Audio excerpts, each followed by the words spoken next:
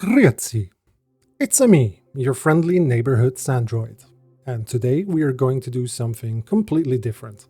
Don't expect this to happen very often, as I mostly just like to do my regular thing, which is music. That being said, I've recently written a guide on the Polyend Backstage forum on VB Audio's Matrix software, a great alternative to ASIO4ALL. But once I was done, I realized it's quite a long read, maybe a video would be helpful. So I thought out loud to my friends on the Tracker Discord about this, and they had some very convincing arguments. Well, alright then, let's get to it, shall we? I'll try and get through this as quickly as I can. You see, when Windows first came along, music apparently wasn't invented yet, and PC manufacturers thought that tiny internal speakers that went would be enjoyable. To be fair, if you were a DOS gamer back then, you probably did enjoy it. It was 1991 when Microsoft finally said, "Hey, you know what would be a good idea? Adding audio as part of our platform." So Multimedia Extension 1.0, also known as MME, was born. 4 years later, Windows 95 is released and we see the introduction of Direct Sound, which was part of the first release of DirectX, then known as the Game SDK. 2 years later, we probably see the most impactful change with Steinberg introducing ASIO, a low latency and high fidelity protocol, which, if you have an audio interface today, I'm sure you are familiar with. As a side note, this was also the year Virtual Studio Technology, or what we all know as VST for short, was released. 1 year later, with the release of Windows 98, we see Microsoft introducing a unified Windows driver model. Yet another way for developers to access audio hardware. It would take 9 years and the release of Windows Vista in 2007 before audio on Windows would reach its current final form, with the introduction of Windows Core Audio, which is still the foundation for audio in Windows to this day. And yes, all of these different ways to access and process audio are still available today, which leaves it up to the software developers and hardware manufacturers to decide which of these they want to use or even have the capability to implement. It's an absolute cluster. So Sandroid, I hear you say. Everyone should be using ASIO, right? Well, yes, that would ideally be the case, at least for us audio nerds.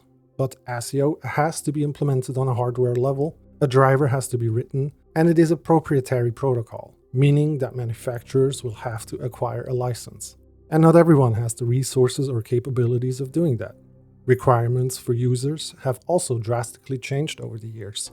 While back in the days, people were happy with 1 or 2 devices connected to a computer and using one at a time, nowadays we may have a ton of different devices that we would like to connect and use all at the same time. And well, Windows just doesn't support this natively, nor does it look like it will anytime soon. Which brings us to ASIO4ALL. Initially released in 2003, it's a utility that tries to unify all of this mess by creating a virtual ASIO device where all your devices can live under. It's also practical for devices that do support ASIO, but the manufacturers are crap at making proper drivers. I'm looking at you, Zoom. ASIO4ALL is and was a lifesaver, and the application is still somewhat actively developed, but in my opinion its features and configurability were always a bit lackluster. And whether it works well for you is very hit and miss. This brings us to VB-Matrix. It's a relatively new audio utility that can do the same that ASIO4ALL does and more. Not only can you combine devices, you can even create multiple different virtual ASIO devices, or just route between different devices. As the name Matrix implies, it's a matrix mixer/router. Think of it like a giant patch bay or switchboard. There are 2 different versions, VB-Matrix and VB-Matrix Coconut. The main difference between these 2 versions is the amount of devices you can connect and the amount of available input and outputs they offer. I will only talk about Matrix Coconut from now on, as it is the one I use personally and also the one I'd recommend you to use.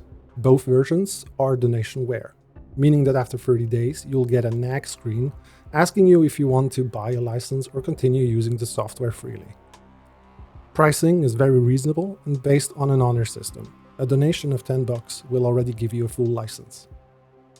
With all that out of the way, let's get started and install Matrix Coconut. First though, to prevent any issues, I recommend that you uninstall ASIO4ALL if it's already on your computer. Having both installed could lead to some weird or unexpected behavior. With that said, you'll find the link to the software in the description of this video. Download the application, unpack the archive, and run the installer. Before you reboot the machine, I want you to be aware of something. Your default audio device may change after the restart, so make sure to keep an eye out for this. I'll see you on the other side.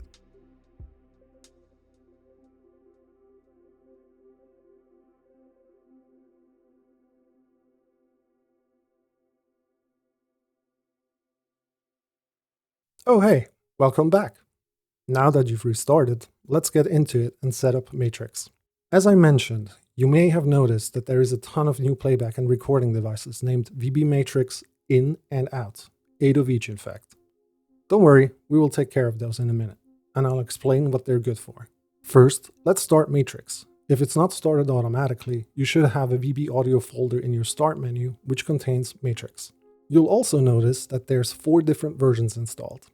Coconut installs shortcuts for the regular version and shortcuts for the 32-bit versions.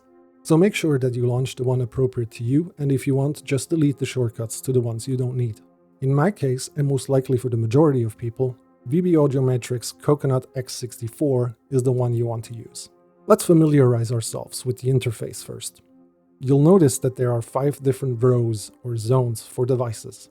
On top, we have the ASIO devices. These will be your physical audio interfaces or hardware devices that support ASIO or have an ASIO driver installed. You may have already noticed the clock as well. This is necessary to sync everything up together. You could change the clock to another device if you want to, but keeping the internal clock is usually best. Next are the Windows devices. This will be any device that does not support ASIO. As I will be using Polyend devices as an example in this video, this is where I will find those. Underneath it, you'll find VAIO. Remember those extra playback and recording devices that you have now? Yeah, that's those. These are virtual audio input-output devices, hence VAIO. You can use them in applications like OBS or anything else really that either wants a playback or a recording device. Next up are V-band streams. This is a network protocol that could be used for network-based audio streaming between multiple computers. And last but not least, we have the virtual ASIO section.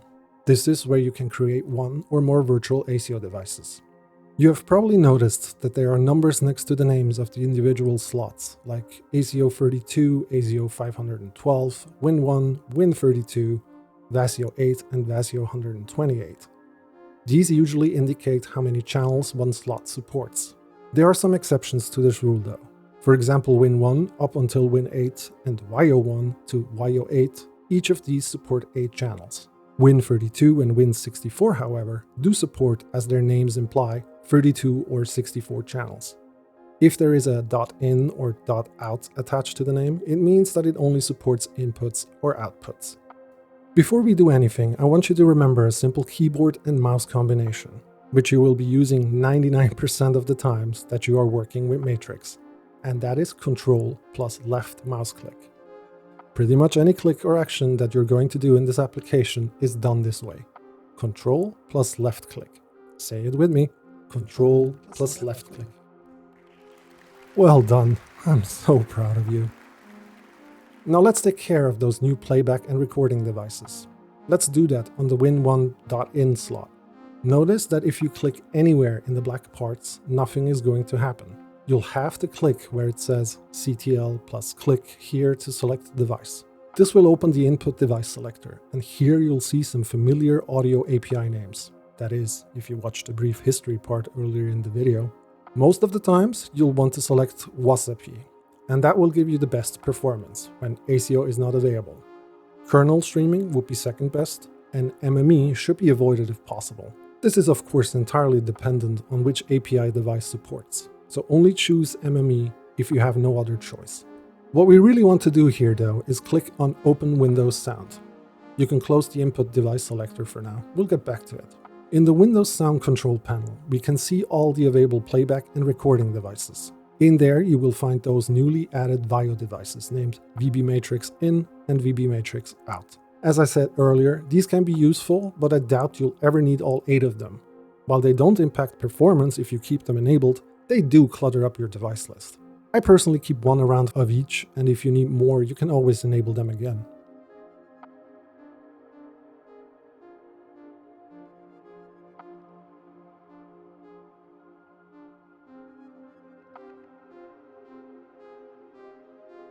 With that done, let's go ahead and start adding actual devices for our setup. I'll start by adding my RME ASIO interface. It has 32 input channels and 34 output channels. Thereby, I can't use the ASIO32 slot, else I'll lose the last two channels. Which is why I'll use ASIO64A instead. Go ahead and Ctrl-click to open the selector. You'll notice that in this selector you can only choose ASIO devices. I'll go ahead and choose my interface.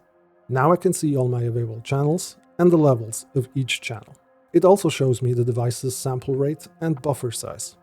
If I want to open the control panel for my ASIO device, I can actually Ctrl-click on the ASIO64A label and it will open for me.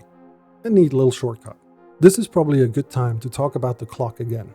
Now that we actually have a device set up, we could change who's master. You can do that by Ctrl-left-clicking on the yellow master badge. And voila, your other device is now the master. As I said earlier though, from my own experience, most of the times it's best that Matrix remains the master. But feel free to experiment, of course. I'll just switch back to Matrix being the master here. Next, I'll add a Windows device. As I created this guide specifically with Polyend devices in mind, I'll show you how to prepare these devices as well. If you're using the Tracker Plus or the Tracker Mini, starting from firmware 2.0, you'll have to make sure that you have USB audio correctly set up. On the device, go to Config, USB, Audio, and choose Input plus Output. Then apply that change. If you are using an earlier firmware on the Tracker Mini or are using the Play Plus, there's nothing you'll have to do besides connecting your device via USB, of course. Since those devices will expose 28 channels, I'm going to use a Win32.in slot. If you don't see your device in the WASAP list, you probably haven't enabled it yet. So let's go to the Windows Sound panel. Go to the Recording tab and enable the device. The list may not update automatically, so just close the window and open it up again and your device should show up. To bring these two devices together, all we need is a virtual ASIO device now. Choose the appropriate virtual ASIO slot based on how many channels you actually require. It's usually better to use a bigger one so you won't have to do your routing again in the future. As I have 32 input channels on the RME and 28 channels coming in from the Polyend Tracker Plus for a total of 60 channels, the ASIO64A is enough at the moment. If I were to add another device though, I'd have to use a bigger slot. Activate it by clicking on its online badge via the hopefully already familiar Ctrl plus left click. There are two things I want you to take note of here. First, your virtual ASIO device always inherits the sample rate and buffer size of your master clock. And second, have you seen the numbers next to the Matrix logo on top yet? We'll get to those in just a minute, but before we actually start creating routes, I would like to give you a small tip. Have you noticed the little gray badges next to the master or online badge? If you click on them, you get a list of colors you can assign to a device. It will help you visually distinguish your devices for what comes next. It's time to enter the matrix. Let's click on the title. This will open the routing grid. I'll change the view to the mini grid for a second so you can see that all our devices are represented in here. Let's explore the interface. Vertically, top to bottom, and represented on the left are your inputs, sources, meaning where sound is coming in from. Horizontally, left to right, and represented on the top are your outputs, targets, meaning where your sound is going out to. So as an example, if I want to map the master channels of my Polyend device, which is usually channel 1 and 2, to my virtual ASIO device, I would do the following. Find the square that represents the first channel of my Polyend device, and then find the square that represents the first virtual ASIO channel. I Ctrl left click on it, and it's mapped. I'll do the same for the second channel. And voila! I've mapped the left and right master channel to the first two channels of my virtual ASIO device. Notice how the active squares say 0 dB? If you right-click on the squares, you'll get a couple options, including gain settings. Or you could use your mouse wheel while holding Control to change the gain as well. Most of the times, you'll probably just want to keep it at 0 dB though, as your gain staging is best done on the devices themselves. With this knowledge, let's go ahead and map all our available channels. For the sake of this demonstration, I'll just map the 28 tracker channels. As a final step, you should also define a routing for your actual output so you can hear something. I personally use the last two channels of the virtual ASIO device for this and route those to my physical output device. As I said earlier, that's my RME interface, so I'm going to map this to channel 33 and 34. And with that, congratulations are in order. You have successfully installed and set up VB-Matrix. You should be able to use your virtual ASIO device now in your DAW of choice or any other ASIO-enabled program. There's a couple small things I want to show you in VB-Matrix though, before we part ways. And for those interested, I'll show you how I use VB-Matrix together with Bitwig afterwards. So, Matrix offers a couple options that I find extremely useful. You can find most of them through or in the burger menu. First, System Tray. This will minimize Matrix into the tray when you close its main window, without accidentally closing the entire engine. Show app on startup. If you are like me, you don't want to run Matrix all the time. For example, I run Matrix only when I want to multitrack from certain devices. Else I usually work directly through my RME interface. So when I do start Matrix, I want it to be visible on start. Loading and saving settings. You can create different setups, settings, and save them and load them at any time. Very useful if you have lots of different device setups you might want to use. While we are talking about settings, let's have a look at those as well. By clicking on Click Here to edit username, you can define a custom name for your devices. Currently, this is only shown in the main screen, but hopefully in the future this will also be visible in the Matrix view, as it will make it easier to identify your devices. Another useful feature is the delay. This allows you to set a delay on the audio coming from your device, allowing you to sync things up between various devices from within Matrix without having to deal with delay compensation settings in your DAW of choice. Control plus left click enables or disables delay. A simple left click will allow you to define the delay in milliseconds. Now let's have a look at the Matrix window again. Don't sleep on creating presets, it's very handy to quickly change things up. Also, you can load and save routings. Also, check out the options for some customizations for the Matrix screen. You can also change the names for individual inputs and outputs, another handy feature to organize yourself. And with that, we are done. I hope this was useful to you, and if there are any questions, feel free to leave a comment or join the discussion on this topic on the Backstage forum. You'll find the link to it in the description of this video. I'll also leave a link to the official VB Audio Discord in case you want some actual professional help.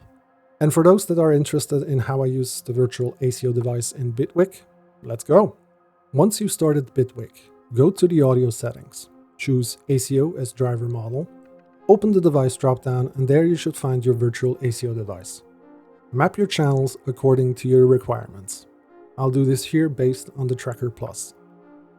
Once done, you should be good to go and be able to multi-track to your heart's content. That's it, folks. Again, I hope this was useful, and I'll see y'all eventually.